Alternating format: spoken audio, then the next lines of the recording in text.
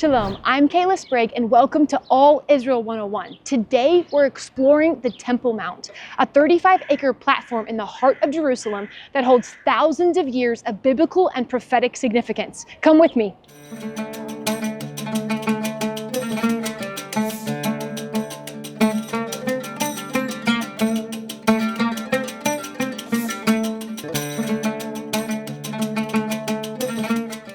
You might recognize it by the golden dome of the rock, an Islamic shrine that now sits on the very site where Jewish temples once stood.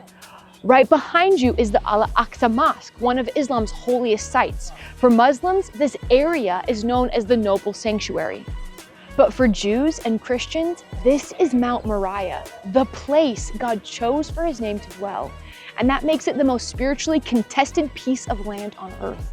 The story begins in Genesis 22 when God told Abraham to take Isaac to the land of Mariah. The first mention of love in the Bible is tied to this moment. Take your son, your only son, whom you love, Genesis 22:2. Here, obedience, sacrifice, and deep covenant with God was first put on display. Hundreds of years later, Solomon built the first temple on the same mountain. Solomon began to build the house of the Lord in Jerusalem on Mount Moriah, 2 Chronicles 3:1. It became the center of worship, justice, feasts, offerings, and the presence of God. Though the temple was later destroyed, first by the Babylonians and then the Romans, God never forgot this place. Psalm 132 says, "This is my resting place forever. Here I will dwell, for I have desired it." And in Ezekiel 43, God declares, "This is the place of my throne, where I will dwell in the midst of the people of Israel forever."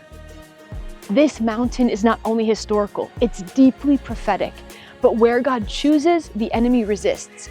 Isaiah 14 tells us of Satan's ambition to sit on the Mount of Assembly. The Temple Mount has become an epicenter of spiritual warfare.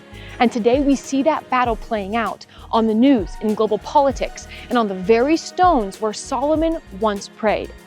For over 2,000 years, the Temple Mount was controlled by foreign nations. Then in 1967, Israeli forces won back all of the old city of Jerusalem, including this ancient and holy spot.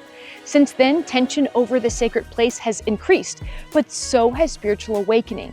Isaiah 2 tells us, "In the last days, the mountain of the Lord's temple will be established, and all nations will stream to it." So why should Christians care about the Temple Mount? Because this hill is where God's presence once dwelled.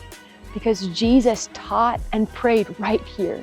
And because this is where he will one day reign as king. The nations may rage, but God's promises remain.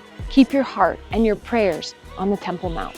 For more biblical insight and on-the-ground updates, visit allisraelnews.com. And don't forget to subscribe to All Israel News for continual coverage. Shalom from Jerusalem.